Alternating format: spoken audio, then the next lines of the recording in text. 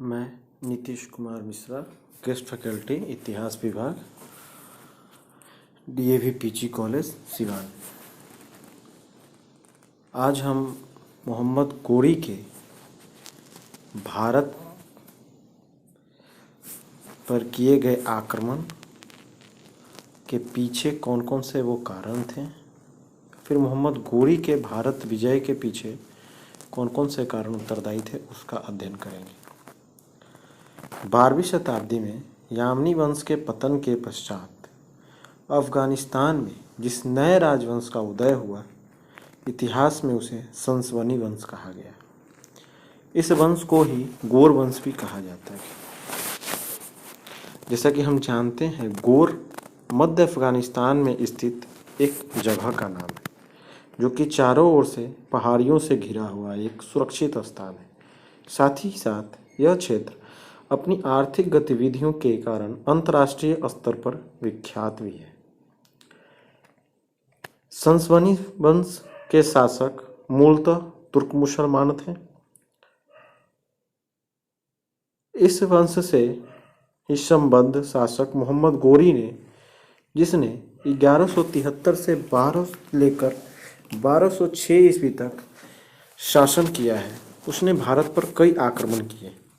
उसके द्वारा भारत पर किए गए आक्रमण के पीछे के उद्देश्य और समकालीन भारत की सामाजिक, राजनीतिक, आर्थिक परिस्थितियों की जानकारी हमें समकालीन और परवर्ती दौर के साहित्य से मिल जाती है। चंद्रबरदाई की रचना पृथ्वीराज रासो, जयानक भट्ट की रचना पृथ्वीराज विजय, हसन निजामी की रचना ताजुल मआसिर, मिन्हाज सिराज की रचना तबकाते नासिरी और तारीख फिरिश्ता आदि साहित्यों के अध्ययन विश्लेषण से मिल जाती है। मोहम्मद गोरी के आक्रमण का ब्यौरा जानने से पहले हमें समकालीन भारत की राजनीतिक मानचित्र को देखना होगा। जैसा कि आप मानचित्र में देख रहे हैं, मोहम्मद गोरी के द्वारा भारत पर आक्रमण उत्तर पश्चिम क्षेत्र से किया गया। गोमल घाटी क्षेत्र में यामनी वंश का शासन था, जिस पर खुसरो मलिक का शासन था। मुल्तान और उच्च के क्षेत्र में खेरामिता और करामातियों का शासन था, जो बौद्ध और मुस्लिम शासकों से मिलकर बना था। बलूचिस्तान और सिंध के क्षेत्र में सुमरा वंश का शासक था, जो मूलतः शिया मुस्लिम थे। कश्मीर पर लोहरा वंश का शासन था। दिल्ली राजस्थान के बहुत बड़े भूभाग पर चौहान वंश का शासन था। गुजरात पर चालुक्यों का शासन था। मालवा पर परमार का शासन था। बुंदेलखंड पर चंदेल वंश का शासक था। वहीं उत्तर प्रदेश के बहुत बड़े भूभाग पर गढ़वाल वंश का शासक। बंगाल और बिहार के क्षेत्र पर सेन वंश का शासक था। वहीं डाहल क्षेत्र यानी छत्तीसगढ़ का क्षेत्र पर कलचुड़ियों का शासन था। उड़ीसा में चेदी वंश का शासक था। कर्नाटक, आंध्रा के बहुत बड़े भूभाग पर कल्याणी वंश के चालुक्यों का शासन था। सुदूर दक्षिण, केरल और तमिलनाडु वाले क्षेत्र पर चोल वंश का शासक था। मोहम्मद गोरी के द्वारा भारत पर कई आक्रमण किए गए। मोहम्मद गोरी के द्वारा सर्वप्रथम 1175 ईस्वी में मुल्तान पर आक्रमण किया गया। यह आक्रमण करमातियों के खिलाफ था, जिसमें मोहम्मद गोरी विजय प्राप्त करता है। दूसरा आक्रमण उच्च में करमातियों के खिलाफ था, 1176 में किया गया, जिसमें गोरी की विजय होती है। अनिलवाड़ा गुजरात, यह एक ऐसा आक्रमण था जिसमें मोहम्मद गोरी की पराजय होती है। चालुक्य शासक भीम द्वितीय के द्वारा मोहम्मद गोरी हार जाता है। यह युद्ध आक्रमण 1178 ईस्वी में किया गया था। कन्नौज पर मोहम्मद गोरी के द्वारा 1194 ईस्वी में आक्रमण किया गया और जयचंद्र को मोहम्मद गोरी के द्वारा पराजय किया गया। बयाना पर 1195-96 में आक्रमण किया गया। उस समय बयाना का शासक कुमारपाल था, वो मोहम्मद गोरी से पराजित हुआ। ग्वालियर 1198 ईस्वी में मोहम्मद गोरी के द्वारा आक्रमण किया गया। उस समय ग्वालियर पर सुलक्षण पाल का शासन था। मोहम्मद गोरी विजय होता है। मोहम्मद गोरी के द्वारा भारत में 2 युद्ध, बहुत बड़े युद्ध किए गए, जो कहीं ना कहीं मोहम्मद गोरी को बहुत बड़ी सफलता और भारत पर एक बहुत बड़ा साम्राज्य भी प्राप्त हुआ था। मोहम्मद गोरी के द्वारा तराइन का 2 युद्ध लड़ा गया। प्रथम तराइन के युद्ध में तो मोहम्मद गोरी की पराजय हुई, वहीं दूसरे तराइन युद्ध में मोहम्मद गोरी विजय हुआ। प्रथम तराइन युद्ध मोहम्मद गोरी और पृथ्वीराज तृतीय के बीच 1191 में लड़ा गया और द्वितीय तराइन युद्ध 1192 में लड़ा गया। महज 1 साल के अंतराल में ही मोहम्मद गोरी ने पृथ्वीराज तृतीय को हराकर भारत के एक बहुत बड़े भूभाग को अपने शासन के अंतर्गत ले आता है। आखिर 1 साल में क्या परिवर्तन हो जाता है? कई इतिहासकारों का मानना है कि 1191 में पृथ्वीराज तृतीय की विजय महज एक संयोग था। उसे एक ना एक दिन पराजित होना ही था, क्योंकि पृथ्वीराज की सेना सामंती स्वरूप की सेना थी। पृथ्वीराज की सेना एक भीड़ थी और भीड़ एक बार कमाल कर सकती है, बार बार कमाल नहीं कर सकती है। मानचित्र देखने से स्पष्ट हो जाता है कि मोहम्मद गोरी के आक्रमण के पीछे के क्या उद्देश्य थे। सीमा संबंधी विवाद स्पष्ट दिख रहे हैं। भारत के उत्तर पश्चिम विस्तार की महत्वाकांक्षा दिख रही है। यामनी वंश के उत्तराधिकारी का अभी भी कोमल घाटी क्षेत्र में मौजूद रहना खुसरो मलिक का जब तक मौजूद रहेगा तब तक गोरी अफगान की सत्ता पर निश्चिंतता से शासन नहीं कर सकता है। पंजाब पर नियंत्रण की गोरी की इच्छा और धन आकर्षण, लूट की इच्छा, ऐसे कई उद्देश्य थे जो मोहम्मद गोरी को भारत पे आक्रमण के पीछे प्रेरित किए।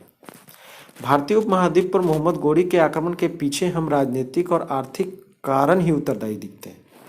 आक्रमण के पीछे धार्मिक कारण कौन प्रतीत होते हैं? ऐसा कहने के पीछे हमारा आधार, हमारा तर्क यह है कि मोहम्मद गोरी ने भारत पर जो आक्रमण किए हैं उसे सबसे पहले आक्रमण उत्तर पश्चिम क्षेत्र के 3 मुस्लिम राजवंशों के खिलाफ करना पड़ा। खुसरो मलिक के खिलाफ, खेरामिता और करमातियों के खिलाफ और सुमरा वंश के खिलाफ।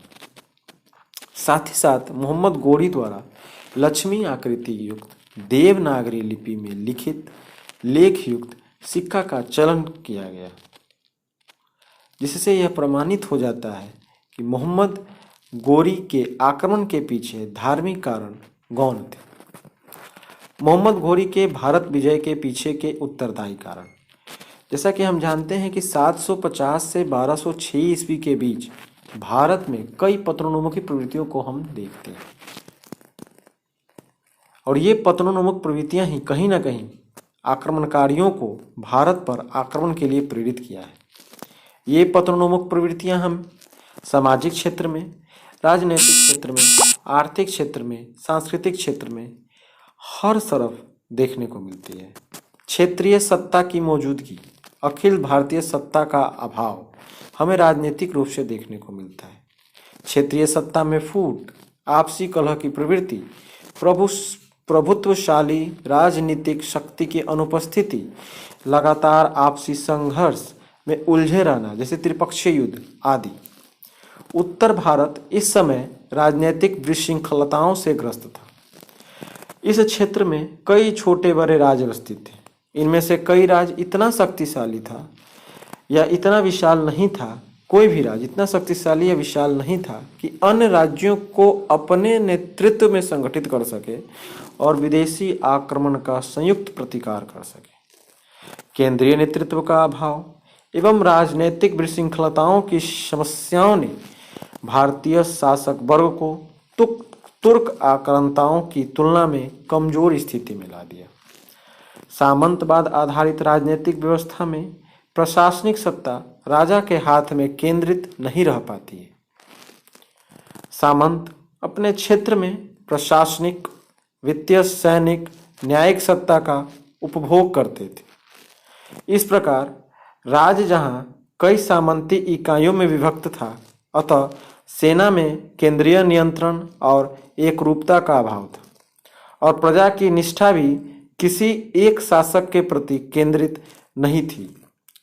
लगान से प्राप्त होने वाली धनराशि पर भी किसी एक व्यक्ति का पूर्ण नियंत्रण नहीं था। अतः भारतीय राज्य सैनिक और आर्थिक रूप से अव्यवस्थित थे। वास्तव में देखा जाए तो सामंतवादी व्यवस्था के दोष सर्वाधिक हानिकारक सिद्ध हुए। सैन्य संगठन की जहां तक बात है तो सैन्य संगठन क्षेत्र में भी भारतीय राज्य संतोषजनक स्थिति में नहीं थे।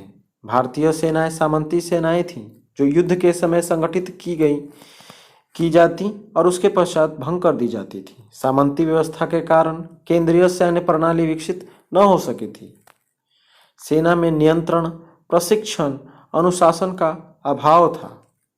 राजपूतों का सैन्य संगठन विषम जातीय स्वरूप का था। सेना में सामंती शक्तियों की उपस्थिति थी। विभाजन की प्रवृत्तियों का होना था। सेना का भारी भरकम स्वरूप का होना, हाथियों पर अत्यधिक निर्भरता जो सेना की गतिशीलता पर प्रतिकूल प्रभाव डालता था। इसके विपरीत तुर्क सेना केंद्रीय प्रणाली से निबद्ध थी, प्रशिक्षित थी, अनुशासित थी और संख्या बल में कम होने के बावजूद भी उनकी सेनाएं अधिक आक्रामक थी। ऐसा इसलिए था कि उनकी सेना भारतीय सेना के मुकाबले अत्यधिक गतिशील थी। उनकी सेना मुख्यतः अश्वरोही सेना थी। अतः निष्कर्षतः यह कहा जा सकता है कि तुर्क आक्रमण के समय भारत की राजनीतिक जीवन अव्यवस्था, शिथिलता और जटिलताओं की समस्याओं से ग्रस्त था। भारत की क्षेत्रीय शक्तियां आपसी राजनीतिक संघर्ष में इतना लिप्त थीं कि बाह्य आक्रमण की वो चुनौती को सम्मिलित रूप से सामना नहीं कर सकती थी। अतः मोहम्मद गोरी के भारत विजय के पीछे कहीं ना कहीं उसकी सैन्य बल की अपेक्षा भारत की मौजूदा परिस्थितियां ही अत्यधिक जिम्मेदार थीं, चाहे वो परिस्थितियां आर्थिक क्षेत्र की हों, राजनीतिक क्षेत्र की हों या सामाजिक क्षेत्र की हों। सब परिस्थितियों ने मिलजुल कर मोहम्मद गोरी को भारत में विजयी बनाया है।